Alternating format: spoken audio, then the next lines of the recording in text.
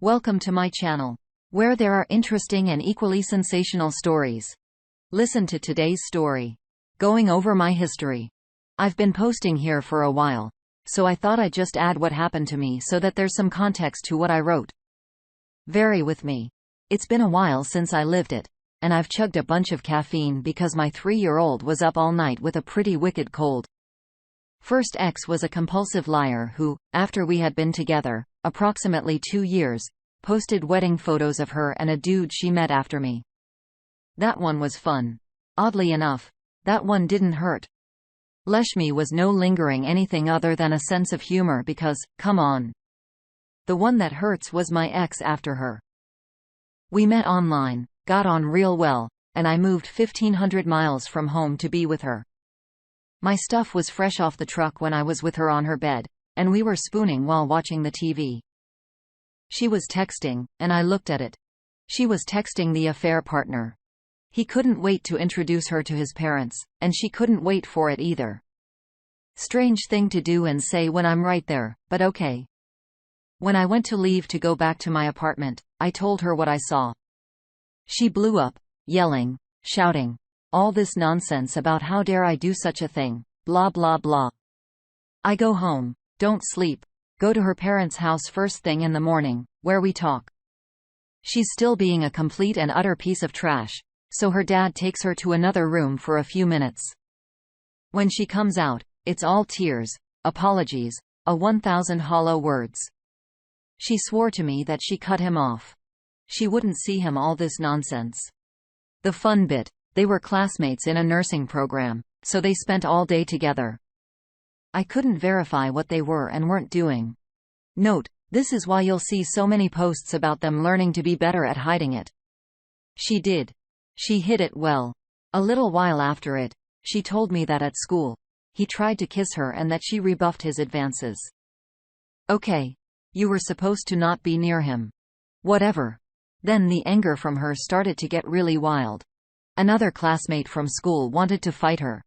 Turns out that affair partner and this classmate got it on and was jealous of my act. And she was furious that I wasn't doing anything about it. This is the first I was hearing about it. I have no idea who this lady is, and her school was about an hour away from where we live.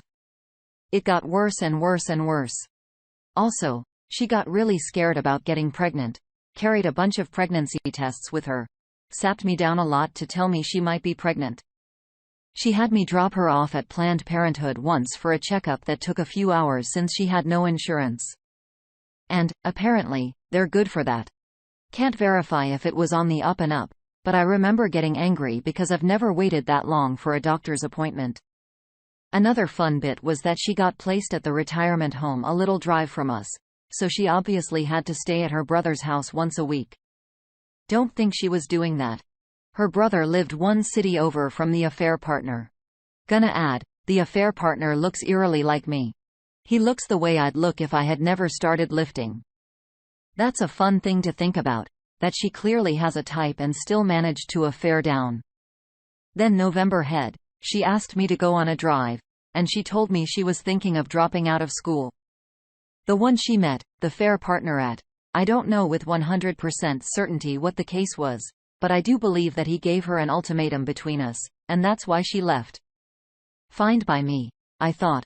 I didn't know that she was obviously still seeing him. She was going to return to the school I was attending. We'd see each other more often. Cool beans. Then time moves on, and I honestly can't really remember anything suspicious going on. However, if you've made it this far, you've seen clearly I'm too trusting. She again dropped out of school this time to work. Maybe something happened. Her behavior throughout this whole period got markedly worse. She was drinking often. Maybe guilt from the affair. Maybe she started a new one. I have absolutely no idea. We finally moved back to my hometown. I'm pretty confident that she reaches out to her affair partner again this time. Oh, I just remembered that she flew back to her hometown for a few days at this point to visit her sister for her birthday. Oh my god. The Gluvio used stupid son of a gun. Okay. So now something makes a little more sense. Her behavior leading up to the trip and afterwards derails. Lots of hostilities, lots of screaming, telling me that she's faking in bed and/or thinking about the guys. And after years of this, I'm beat down. I had zero self-esteem. She drained me of my life, my soul, my everything. She tells me she's going back. Stupid me decides to join her, and then it gets worse. She gets a job working with her brother at a company just outside of town. I'm very confident that she's meeting the affair partner or someone else at this time. For me, the tipping point was that she wasn't answering her phone one night, coming home several hours after her shift at work because allegedly, the custodial staff didn't show up. Right. Okay. At this point, I'm getting hit, screamed at for any slight, real, or imagined. She's telling me that our kids aren't going to be raised knowing anything of my culture. That is an immigrant. Trying to make me sleep on the sofa. Dead bedroom for about 6 months at this point, finding mysterious stains in my car, and then she pulls this. This is when it really clicks that I don't need to be treated like this. I finally decide to grow a spine and tell her I'm done. It was a week after Valentine's Day that I left. I believe. Had my brother fly up to help me drive down. Lots of messages from her oscillating from "please come back," "I'll do anything," to "just vet him." I didn't do no contact, so I got to hear about her bringing men to the apartment we shared and nailing her to the bed we used to sleep on. Then her meeting a guy and how she was in love with him. This was maybe 2 months after I left. Then I remember playing Civ 5 and got a text message. It was her. She had just turned 8 weeks pregnant. Oh, dang. 8 weeks before that was my birthday. Whatever. We weren't together anymore. She wanted me to hear it from her before she posted it on social media. Neato, I only found out who the dad was, like, 2 months after. It was the affair partner. No idea about the guy she was apparently in love with, but ripped to him because her declarations of love and then getting knocked up by the fair partner were incredibly close together. Her and the fair partner are still together. Married. They have 2 kids together. She's in the town. She would cry to me over her fear of being stuck there forever. I remember she was once crying about how she was afraid that when I went back to my parents' house, that I would revert back to who I used to be, which is really funny statement because I'm still someone who has never cheated. And I grew so much after I cut her out of my life. Honestly, it's pretty remarkable how much better my life became after she was no longer in it. After a few years, lots of exciting and new experiences, I met my wife, glorious woman, stunning, a heart of gold, a remarkable wife, and a few years ago, she became a wonderful mother. Had I stayed, I never would have met my wife, had my kids, started this company that gives me a lot of freedom, and we're closing on our new house next week. My ex hated the idea of me doing anything or displaying ambition.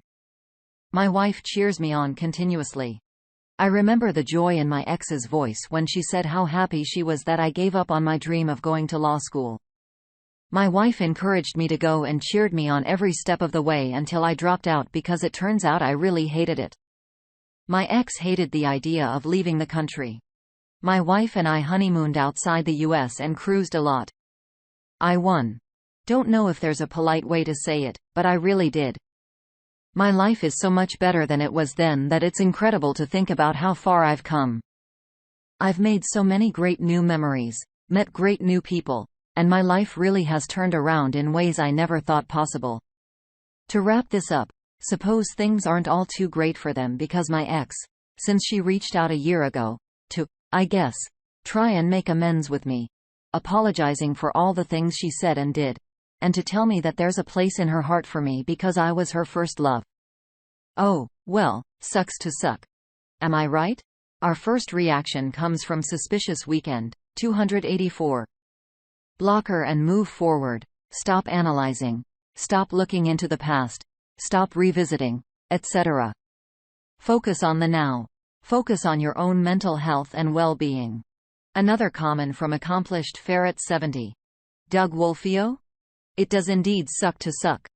If you had posted your story when you were still with your crazy cheating ex, asking us whether we thought she was cheating, how you could convince her to pick you, and what you could do to somehow convince yourself that you could work things out, folks here would have been beating up on you pretty hard, and I would have thought to myself that you needed to hear it.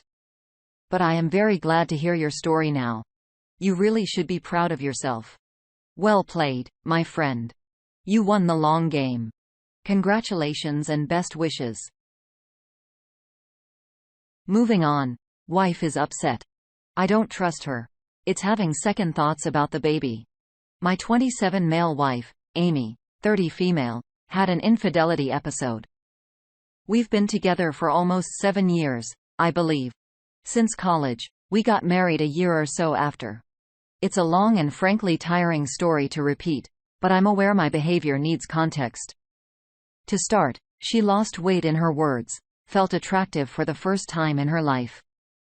She has always been pretty, but was mostly into the whole body positivity movement till we started losing weight due to a medical concern. She and her friends started showing themselves online strangers behind my back, and my wife got addicted to the attention.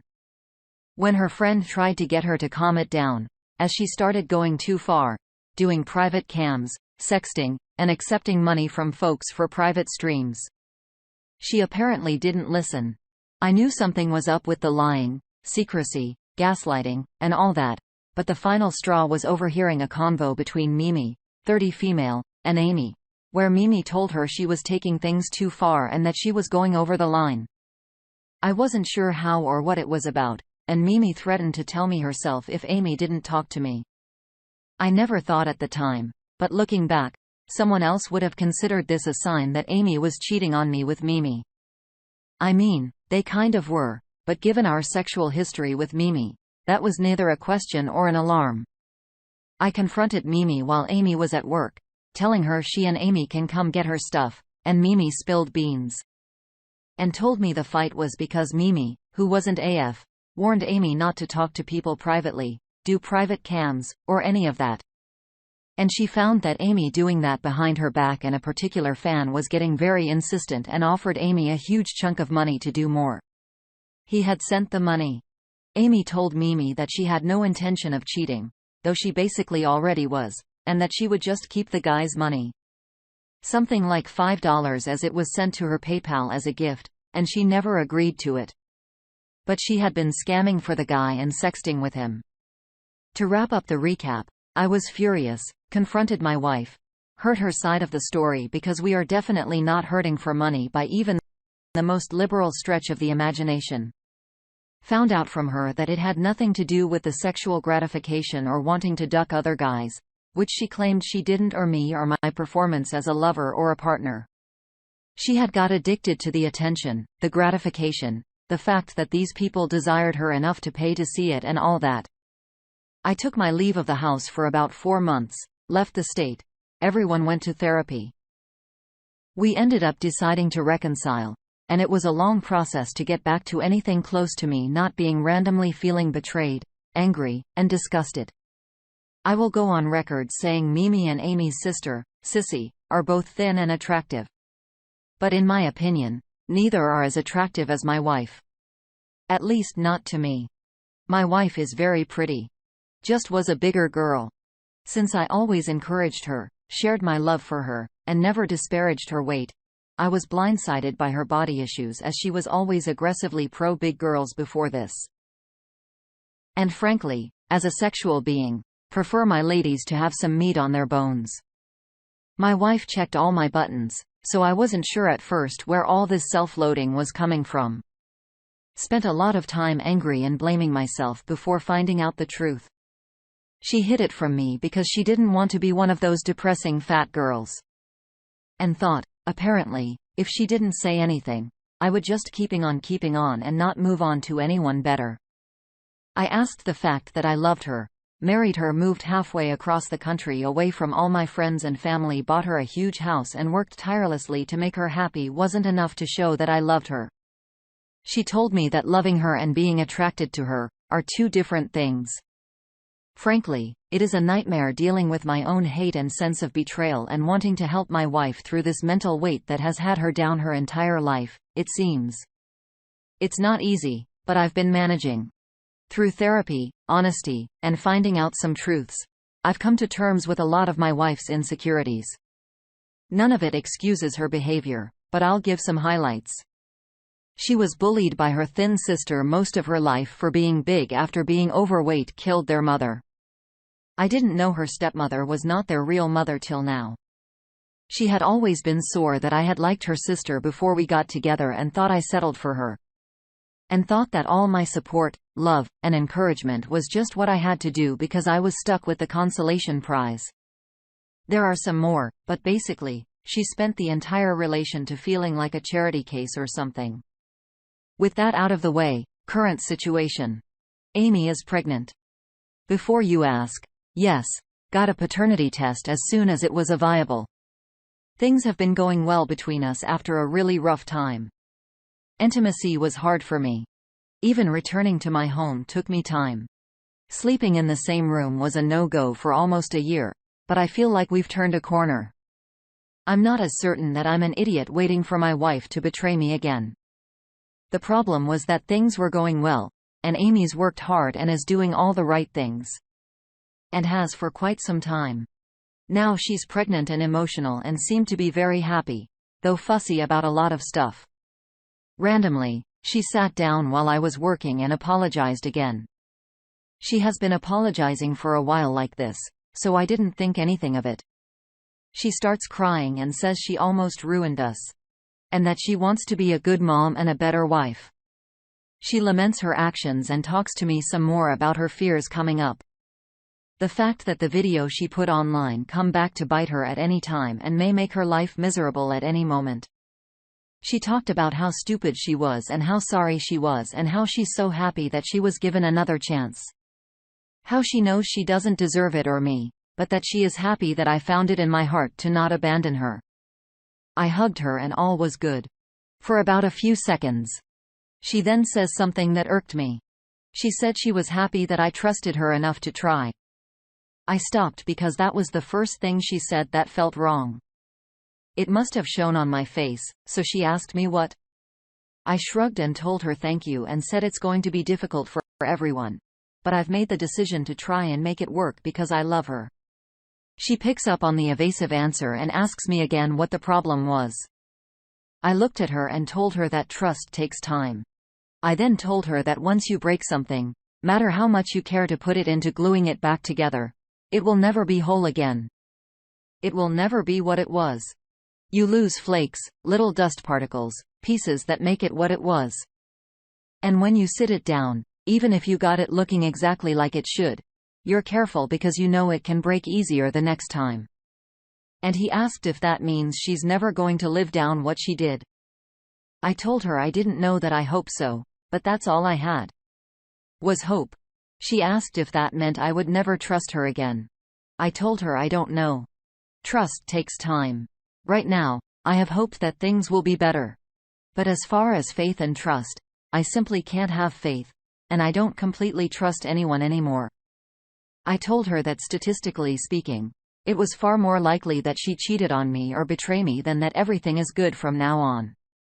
Most people who commit infidelities are repeat offenders, and most people who reconcile find out later that their spouse just got better at hiding their illicit activities.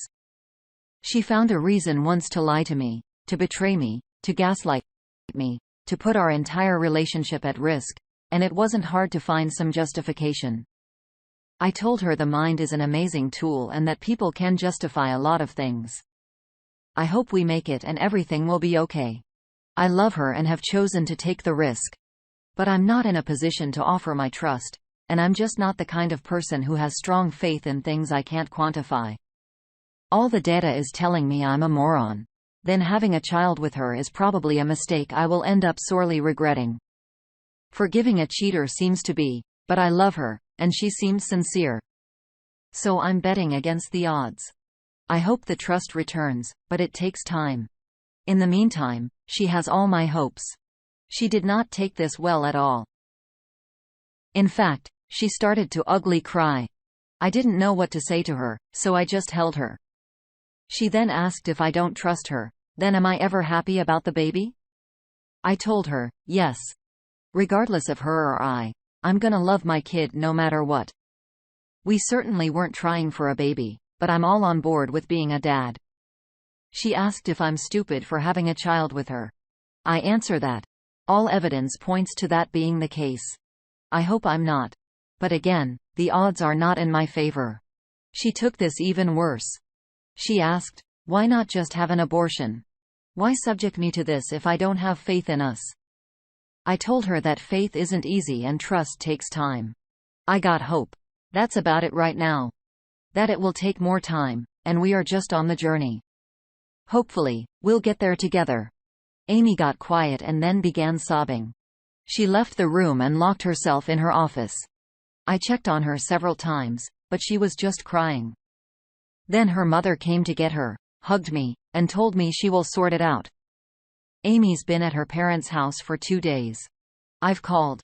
I'm hearing Amy is having second thoughts about the baby. Though we are almost 4 months into the pregnant, I've come by her house to drop off food I cook for her. But Amy cries every time she sees me now. So I just give it to her father and leave. I'm being told that it's just hormones, that everything will be okay. Amy's therapist is on vacation, and I can't wait for her to get back. What am I supposed to do here? I'm trying to be honest and supportive. I've had to balance my own feelings and hers for so long now. And now that she's pregnant, am I expected to get over it? Hey, you chose to reconcile, so you can't have those feelings anymore. The situation seems delicate, and I have all the attack of a rampaging elephant. What can I do here? How do I make this woman feel better without lying to her? Do I have to suck it up and pretend I don't have fears or doubts? I do. I'm scared, shitless, that the next time she's depressed, she'll do something crazy to make herself feel better. I also have the nagging doubts in my head given how most of these stories have ended on Reddit. I'm not ready to throw in the towel. I made my decision. I am reconciling, and we are having a baby. We are staying married, and I do love this woman with all my heart. But I do not trust her with that heart. I just need some advice on how to navigate these emotions. Our first bit of advice comes from Chronok. You and her need to accept the reality you're living in now and need to think about your expectations, because what she did changed everything. Trust can be restored, but it will never again be like it was before. Reason for that is that she showed you what she's capable of, as a part of her that you are not aware of before, but that you are aware of now. That she is capable of doing that doesn't mean that she will do it again, but she is capable of doing it again. So even if she does everything right, you will always be aware of what she is capable of. Because of that, you can't give her the same trust again like you did before. You need to protect yourself. When you gave her all of your trust before, you put yourself into a position or she could hurt you like no one else could, which she did. You can trust her again, but it will be on a level where you don't make yourself so extremely vulnerable again. You and her both need to accept that and adjust your expectations accordingly. Their marriage can still be beautiful, but it will be a different kind of beautiful. But different doesn't need to be bad. But as long as your or her expectations are to get back what you had before, you both will only find disappointment. You learn what she is capable of and need to take that into consideration. Talk about your expectations. Find out if they can be realistically achieved. And if you both can find happiness in them. If the answer is no, then find out if you can adjust your expectations.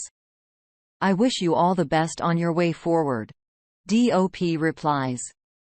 He always have the most measured and unbiased opinions, man. Thank you. Most people answer these questions from place of hurt expectation, or outrage. It's not helpful. It never is. I've made the decision to reconcile, and so far, I haven't regretted it. But everyone acts like every bump in the road is assigned the dance sky as falling. It's starting to get a little nerve-wracking. Like, I want to hold on to my anger and my outrage, but it's hard in the face of folks who want her to be representative of their past trauma or their situation. She is not. People are people, and they're all different. Will this work? Who the F knows? But you know what? You got the same dang odds of it working out with a relationship without an infidelity issue as one with one. But the only difference now is I'm aware of that, and that awareness causes friction. I'm A. Not going to let my wife off the hook for what she did do. B. I'm not gonna drive myself in a tizzy about what she could have done. And C. I'm not going to pretend like the bad washes away the good and vice versa. We're not at a blank slate, but we are like at the beginning of a new thing. The old thing is dead and gone, and I'm working on this new thing. I'm a peace of mind, as someone else stated, will never be the same, and not just because of her. She's a huge thing, but you've been following me. You know, for a fact, Amy isn't the most of my trust issues, and I'm more about people in general.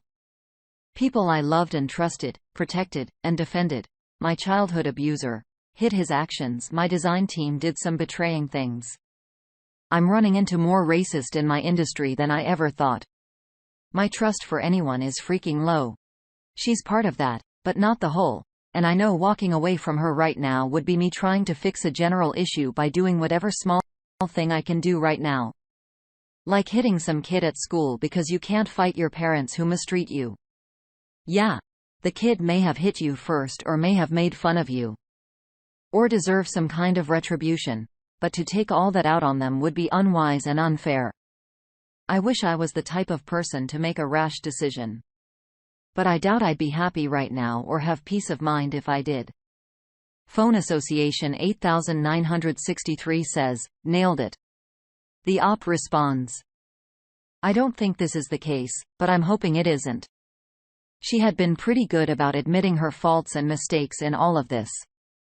My issue is despite doing everything right, I still don't fully trust her, nor do I think I ever will again.